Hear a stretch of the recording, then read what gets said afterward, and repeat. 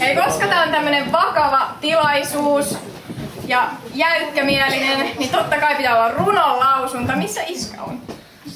Eikö se ole? Eli koska tämä on pannut kaikki tämmöistä. Mitä olen pannut? Eli Iskä, koska tää on vakavamielinen tilanne ja sulla on niinku oikeastaan varmaan yli puolet elämästä jo mennyt, niin mä ajattelin, että tähän kuuluu tämmönen jäykkä runon lausunta oikein kuinka ennen vanhaan. Itse olen kirjoittanut eilen illalla tällaisen runon. Tämä on sitä erittäin vakava teos. No niin. Täällä ei ole nimeä, mutta tämä on isälle. Joo, tämä on isälle, 50-vuotiaalle isälle. Se oli vuosi 59 ja kuuma heinäkuu. Hymy venyi ainoa äidin suu. Näin alkoi matka Harrin, edessään elämä muu kuin narri. Tapiolassa höntsäillen varttui, kokemuksia kantapään kautta karttui ja ystävät elinikäiset matkaan tarttui. Aina päivittäin keksi metkut uudet, lienekö syynä pohjoiset juuret. Opiskelut aivan pielessä, sillä vain viikonloput mielessä. Harrilla ikää jo 26, edessä perjantai-ilta uusi. Ravintolan taustalla soi rocki ja blues. Silloin silmiin osui nainen, kuvan kaunis nuorukainen. Pari vuotta ja yhteinen pesä, häitä juhlittiin, oli lämmin kesä. Nyt omakotitalo ja lapsia 2, rahaakin ottaa vaikka taksi. Tänään siis Harrilla merkkipäivä, puoli vuosisataa takana, mut vaivaa ei huolen häivä. Koolla ystävät, joiden kanssa monet hetket, uskomattomat koettu on retket. Edessä on vielä arvaamatonta, monta seikkailua uskomatonta.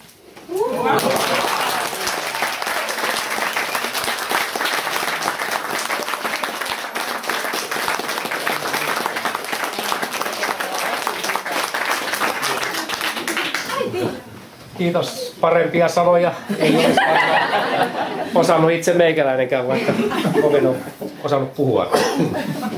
Mutta koska olette kaikki ahtautuneet siihen äärimmäiseen pieneen ja lämpimään tilaan, niin pidätellään teitä hetki vielä, nyt kun te olette kaikki siinä. Mä haluan sanoa pari sanaa. Tässä voi mennä kyllä jonkun aikaa. Menen sit istumaan.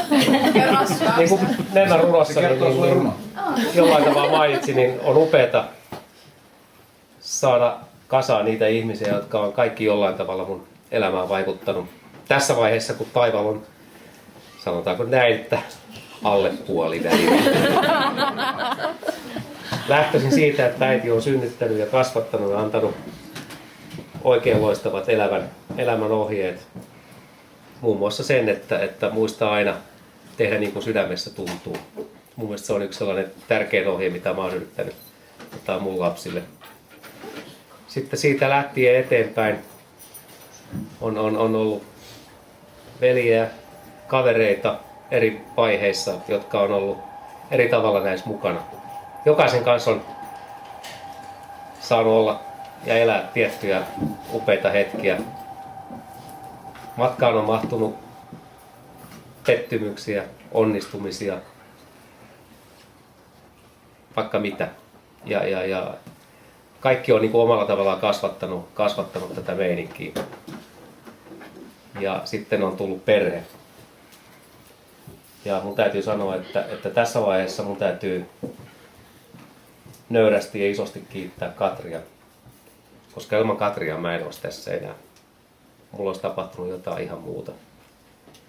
Ja sitä kautta mulla on loistava perhe. Ja sitä kautta mun ystävätkin on pysynyt täällä. Tästä eteenpäin ei ole enää kuin itsestä kiinni.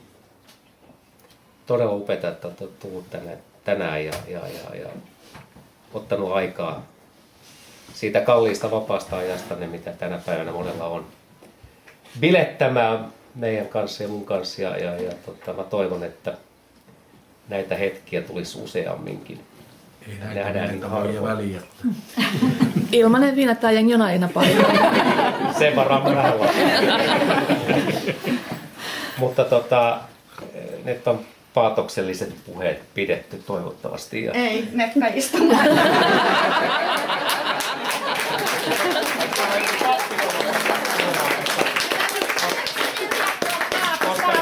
Koska seuraavaksi todellakin lauletaan virsiä. Mut hei, vielä kerran. kaikille iso kiitos. Pysty tekemään töitä enää, että me vähän niin kuin tilalle näyttää, miten ne pitää tehdä. Nyt saat 50. Sä oot ollut aina oikeastaan hyvä ystävä ja hyvä ja vilpitön ystävä mulle tai toivottavasti kaikille. Meillä on monta hauskaa tapahtumaa sattunut aikanaan. Mutta tänään mä sitten yritin saada apuja tähän puheeseen Wikipediasta ja katsoin sun nimestä, niin tiedätkö mitä Harri tarkoittaa? Se lähtee jostain ruotsinkielisestä harryä ja tämmöistä, mutta se päättyy Saksaan Heinrich. Kodissa komentelija. Pitää paikkaansa. Ja se on totta, että mä kyllä katsoin Rissasta ja Hurtsia ja kaikkea, mutta ei sieltä mitään apuja. Mutta sä oot aina ollut semmoinen vilpitön ystävä, joka ei tavoittele omaa etua, vaan joskus mä oon sulle sanonutkin, että kun sä hirveästi mietit ja suret asioita, niin sä monesti suret sen naapurikissa enemmän kuin se naapuri itse. Ja nyt kun sä oot 50, nyt kun sä oot vähän vanhempi kuin minä, niin sun kannattaisi oikeasti hiljentää vähän tahtia ja koittaa niin kuin, nyt kun sua voi sanoa kypsäksi herrasmieheksi, niin oikeasti vähän rauhoittaa tahtia kaiken niin kuin, koitetaan löytää aikaa semmoisille hauskoille jutuille, mitä me ollaan ennenkin tehty. Mä itse asiassa ainoat, mitä tässä haluan sanoa, niin muistaaksä mistä meidän oikeasti niin kuin, tavallaan se ystävyys oikein niin kuin lehahti? Ei se mitään muista, se on niin vanha jo. Kyllä se muistaa, toki humalassahan me oltiin. Niin me istuttiin Strömforsissa. Me ollaan Hurtsikas tehty töitä yhdessä, me ollaan reissutyössä oltu kumpikin. Istuttiin kännissä tietysti saunanlauteella ja Harri sanoi, että Katri haluaisi tulla meidän lapsen kummiksi. Ja mä en kerännyt sanoa sanakauksia, että ei no perkele, kyllä varmaan muitakin on, mutta niin se Katri haluaa. Sitten kun mä yritin sanoa jotain, se no perkele, ja sitten se lähti pois saunasta. Aha, niin että. Sitten mä lähdin sun perään kävelemään ja sit sä olit mennyt sinne ulos istuun ja sit mä tulin sun viereen ja sanoin, no niin se perkele haluaisi. Mä sanoin, entäs sinä? Se katsoi mua tyhmänä, että no totta helvetissä, eikä mä sulle kysy, jos se mahdollista. Sitten mä sanoin, että joo, kyllä se on kunnia tulee. Aha. Aha. Mitä sä sanoit? Mä sanoin, että joo. No perkele, sit se lähti oikein kauhean vaadilla kaljaa ja sitten me taas jatkettiin hommia ja siitä lähtien me ollaan itse asiassa oltu aika paljonkin yhteistyössä ja tehty aika paljon asioita. Ja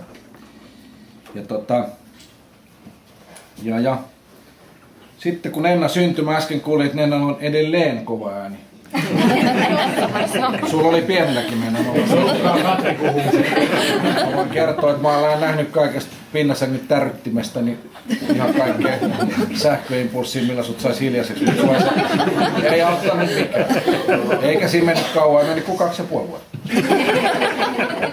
Kyllä mä muistan niitä hetkiä, kuule, kun sä olit vaahtosamuttimen kokonaan ja huusit ihan täysin. Ja me lähdettiin reissuun, mä ajattelin, että saa nähdä miten kundit juhliin. Niin respan kautta nukkumaan näin meni. Selvä, että ihan makeata seuraa. Mutta yksi hauska mulla on aina ollut oikeastaan yli muiden näistä jutuista. Katrikin on se jo nyt kuullut, kun sen on voinut kertoa. Mutta entisaikaa, kun me lähdettiin reissuun, niin siihen aikaan, kun oli, kaikki autot oli manuaalivaihteisia. Ja sitten reissujätkien oma juttu oli se, että kun istut vieressä, niin toinen kun puhuu puhelimessa, niin toinen vaihtaa. Ja niinhän me sitten oltiin tuolla jossain Taipaleella ja Katri soitti ja Hurtsi jutteli, moi moi, ei tässä mitään hätää, täällä me mennään. Ja ei mitään hätää ja tää paino isolla vaihteella kaasupoja lähetti ohittaa rekkaa ja pani kytkimen pohjaan ja vinkkasi mulle, että pienempään. Mä kolmosin sisään, mutta eipä mennytkään. Mulla on rekan vieressä, rekka tulee vastaan ja se puhuu, että ei meillä hätää. Survoin sitä, ei. Katso, ei tässä hätää. Ja loppupeleissä me saatiin se pykälä, kerättiin välistä ja sitten ei ihan hissukseen mitään. Mutta näin se menee. On sen tässä monta muutakin, yhden jopa ihan nauhan, kun kerron soitin mulle. Okei, soitin. Itse asiassa mä voin kertoa sulle, että mä oon viikon etsinyt ja mä en löytänyt. Mutta se ei ole kauhean vaikea niin kuin matkia, koska siinä meni 3 vuotta ennen kuin me saatiin aikaiseksi se Tari, minä ja sinä lähettää Kaljalle kaupungille. Ja Kännissähän me taas oltiin silloin. Ja me oltiin sitten, mikä se Kuppila Steissin vieressä, kun oltiin siinä? Valtava. Ja siinä me sitten höpöteltiin kaikkea. Yhtäkkiä Hurtsi katos. Korjaa, jos mä oon väärässä, mä muistelen näin. Hurtsi katos ja sitten sit se meni puhelimeen. Ja se puhelimessa pyöri tällainen näin ilman vaatteet siellä ulkona. Ja Siis ilman päällystä. ihan huomio, ilman päällysvaatteita, mutta siellä oli aika viileä keli. Ja me oltiin siis sisällä, katsottiin, että se on puhelimessa, mä ajattelin, että jonnekin se soittaa. Ja loppupeleissä itse asiassa keskustelu käytiin mun vastaajan kanssa. Se soitti, että jaha, kiitos vaan perkele. Täällä mä seison ulkona, saatana, että ootte lähtenyt ja sulla on saatana narikkalappu siellä vastaan. Kiitos vaan, saatana. Saatana, täällä mä pyörin, mä ajattelin, että mitä se teputtelee. Kun loppu me näytettiin, että tuu tänne, siellä on kyllä. Ja mä voin sanoa, että kun mä löydän sen, niin mä lähetän. No, kaikkihan sitten johti siihen, että sä olit mun bestman, vaikka ei sun jatkunutkaan se liitto, mutta se nyt sun vika tietysti. Edelleen sä oot, kyllä mun bestman täytyy sanoa, että sä oot oikeasti hyvä ystävä. Sä oot ihan oikeasti ihminen, joka auttaa vilpittömästi. Ja nyt meidän täytyy vaan ottaa tavoitteeksi, kun meillä on paljon muistoja takana, niin nyt sitten kun juhlitaan täällä sun 60-vuotisbileet, niin voidaan taas kertoa, että mitä me ollaan tehty 10 vuotta. Mutta säilytä ne nauhat, kun sä soitat. Sä oot hyvä ystävä ja muista, että nyt täällä on kaikki sun ystävät ja nyt on sun ilta, ja nyt vaan nautit ja vedät happia. Ja vähän sä oot kulmassa. Kiitos.